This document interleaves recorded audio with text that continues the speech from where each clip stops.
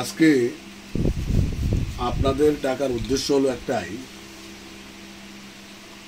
রাজ্যে ত্রিস্তর পঞ্চায়েতের একটা প্রস্তুতি পর্ব থেকে পঞ্চায়েতের নির্বাচনের সময়সূচি অনুযায়ী কাজ চলছে এবং আগামী দিনে আগস্টের 8 তারিখ পঞ্চায়েত নির্বাচন অনুষ্ঠিত হতে চলেছে। এই মর্মে রাজ্যে ইন্ডিয়া জোটের তথা বাম প্রার্থী, ফরওয়ার্ড ব্লক প্রার্থী প্রত্যেকেই তার প্রস্তুতি পর্বে এগিয়ে যাচ্ছিল। বিগত 18 তারিখে রাজ্যের প্রায় সর্বত্রই পঞ্চায়েত নির্বাচনের প্রার্থীদের ব্লকে ব্লকে নমিনেশন জমা দেওয়ার কথা ছিল। সেই অনুযায়ী বাদারঘাটের 5টি গ্রাম পঞ্চায়েতের প্রার্থীদের নিয়ে আমাদের জমায়েত হয়েছিল হাঁপানি আমাদের বিভাগীয় অফিসে। সেখান থেকে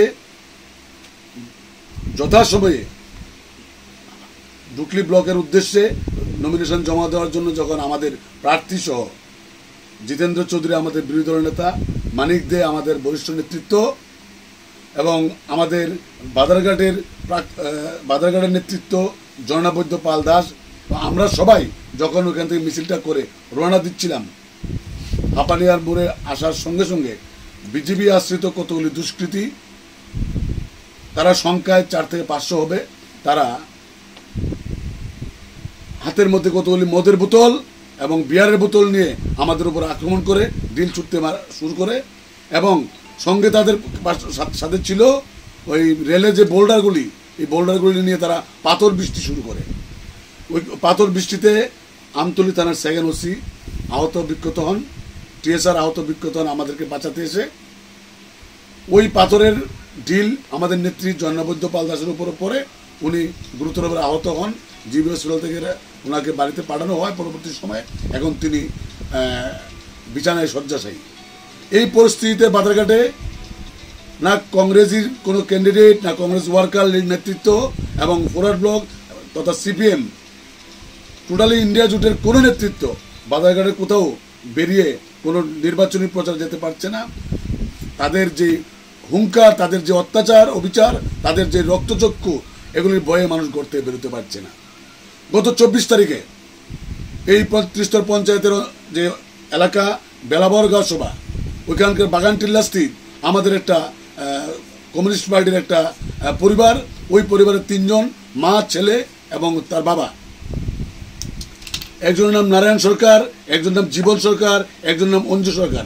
অঞ্জু সরকার তার বাড়ির পাশেই একটা খোলা জায়গাতে একটা তার নিজের পালিত গবাদি পশুকে ঘাস খাওয়াবার জন্য ওইখানে রেখেছিল। বিজেপি আশ্রিত কিছু লোক তারা তাদের বাড়ি থেকে আরেকটা গরু এনে ওইখানে রাখে এবং এই নিয়ে 2-4টা কথা হয়। এটাই তার অন্যায়। ওই বিজেপি আশ্রিত দুষ্কৃতিকারীরা তখন ওই মাটাকে, অঞ্জু সরকার যে মাটাকে বেধড়ক মারধর করতে শুরু করে। তখন ও তার মার যে চিল্লানি শুনে তার হাজবেন্ড বেরিয়ে আসে নারায়ণ সরকার, ওকেও বেধড়ক মারধর করে। ছেলে বেরিয়ে আসলে তাকে তাকে মুকুর বলা হয়, মুকুর, ওই যে গরুর খুঁটা বসানো হয়, মুকুর দিয়ে তাকে মারে এবং তার ডান পাটা ভেঙে দেয়। তাকে বাঁচাতে এসে তার মার বা হাতটাও ভেঙে দেয়। গুরুতরভাবে তাদেরকে আহত বিক্ষত করে। লোকাল কোনো নেতৃত্ব যায়নি, বিজেপি আশ্রিত নেতৃত্বের প্ররোচনায় এই কাজটা হয়েছে। বিজেপির নেতৃত্ব জেলা পরিষদের উত্তম সরকার, উনি গেছেন সান্ত্বনা দেওয়ার জন্য, বলেছেন যে যেটাই হয়েছে আমি পরবর্তী সময় মীমাংসা করার চেষ্টা করব। এই পরিস্থিতিতে এলাকা থমথমে, এলাকার মানুষ খুব ভীতসন্ত্রস্ত। পঞ্চায়েত নির্বাচন নিয়ে বাদারঘাটের মানুষ অত্যন্ত ভীতসন্ত্রস্ত। নেতা নেত্রী কর্মী কেউই বেরোতে পারছেন না। আমি বলবো রাজ্যের প্রশাসন একটা মুখ থুবড়ে পড়েছে। একটা হিজড়া প্রশাসন বললে চলে। হিজড়াদেরও একটা ইজ্জত এবং একটা সাংগঠনিক ক্ষমতা এবং মানুষের সঙ্গে চলার ক্ষমতা নিয়ে চলে। এই রাজ্যের প্রশাসন হিজড়া থেকে নিচে নেমে গেছে। কাজেই মানিকবাবুর কাছে আমরা আবেদন রাখবো, রাজ্যের তথা আমাদের বাদারঘাটের যে পরিস্থিতি হয়েছে, এই পরিস্থিতি থেকে আমাদেরকে উত্তরণের রাস্তা খুঁজে বের করতে হবে ওনাকে, এবং মানুষের জীবনযাত্রা সহজ সরল এবং মানুষকে যে আত্মনির্ভর এবং আত্মরক্ষার যে সময় মতো করতে হবে, এ রাজ্য সরকার আমাদের এই দাবি রইল। আর বাজেট নিয়ে বিস্তৃত বলেছেন আমাদের বরিষ্ঠ নেতৃত্ব। আমি সর্বশেষে এই কথা বলবো, এই রাজ্যের পরিস্থিতি অত্যন্ত ভয়ঙ্কর। গন্ডাছড়া আপনি লক্ষ্য করে দেখবেন, আমাদের ফরওয়ার্ড নেতৃত্বরা গেছেন, গন্ডাছড়া বাজার পড়েছে, 30 কার্ডে মানুষের বাড়িঘর পড়েছে, মানুষকে আপনার ওই যে রিফিউজি ক্যাম্পে যেতে বাধ্য করেছে। এখনও ওইখানকার পরিস্থিতি ভীষণ থমথমে, যে কোনো সময় দাঙ্গার পরিস্থিতি উত্তরণের দিকে যাচ্ছে। তাই আমরা এই পরিস্থিতিতে বিস্মিত, হতাশ এবং ভয় সম্বলিত জীবনযাপন কাটাচ্ছি। এই রাজ্যের প্রশাসনকে আমরা বিশ্বাস করতে পারছি না, এই রাজ্যের প্রশাসন মানুষকে কতটুকু সাহায্য করবে, মানুষকে আগামী দিন বেঁচে থাকার লড়াইয়ে তাদের পাশে থাকবে।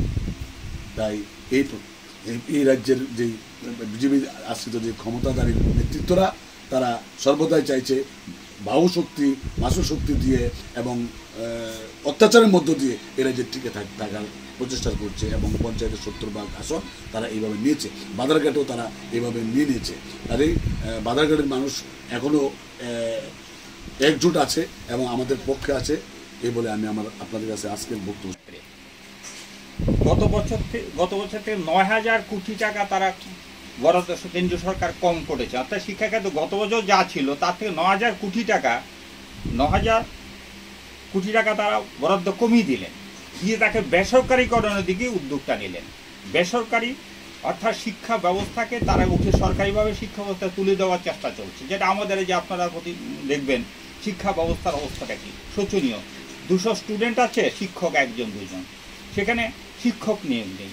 এবং অবস্থা অনেকগুলো স্কুলকে, যেমন 160টা স্কুলকে পশ্চিম জেলায় বন্ধ করে দেওয়া হচ্ছে। যে স্কুলগুলো বন্ধ করা হচ্ছে সেগুলি কি, 5 কিলোমিটার দূরে ক্লাস 1-এ বাচ্চাকে পড়তে যেতে হবে, 5 কিলোমিটার দূরে রাস্তা নেই, কিছু নেই।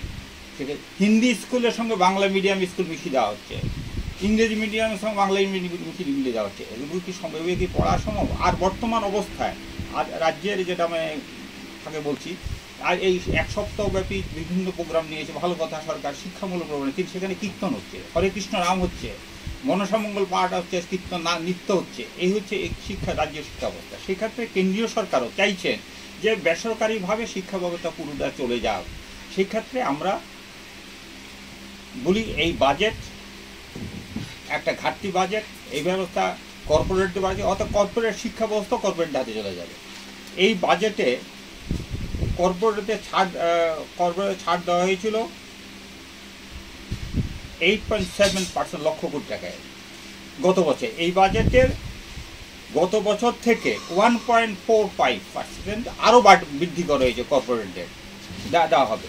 এই টাকা সংস্থার সুযোগ যে বাড়া হচ্ছে, কিন্তু যারা ব্যক্তিগত যে কর্তা তারা পাচ্ছেন, ব্যক্তিগত থেকে যে কর পাচ্ছে, সেই কর্তা আগে ছিল যা ছিল 20%, শতকরা 20%-এর মধ্যে দেখা যায় এবার 30% হয়েছে। অর্থাৎ ব্যক্তিগত তাদের উপর কর্তা চাপিয়ে দিচ্ছেন আর কর্পোরেটদের ছাড় দিচ্ছেন। কিন্তু আমরা গত বছর দেখলাম যে কর্পোরেটদের 8.7 লক্ষ কোটি টাকা ছাড় দেওয়া হয়েছে। তারা কোনো নিয়োগ করেছেন, নতুন কোনো নিয়োগ আছে, নতুন কোনো করেছে, কিছু করেননি। এই বিরুদ্ধে আমরা আমাদের ফরওয়ার্ড ব্লক মনে করে এই জনবিরোধী বাজেট, এই বাজেটকে আমরা কিছুতে মেনে নিতে পারি না। এই বাজেটে আমরা তীব্র বিরোধিতা করছি।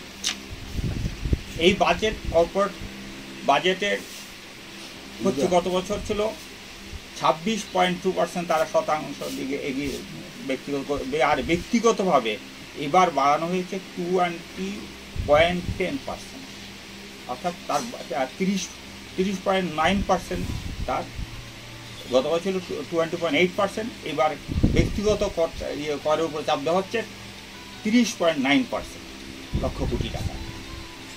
আর্থিক সমীক্ষা, আমরা যেটা সবচেয়ে বড় কথা, সরকারের যে কমিটি দ্বারা আর্থিক সমীক্ষা দেখা গেছে 2023 সালে 23-24 বাজেটে জিডিপি হার ছিল 8. বাড়ির ছেলে ডাক্তারি পাশ করে ফিরছে, তাই সেলিব্রেশন চলছে, নানা পদের রান্না।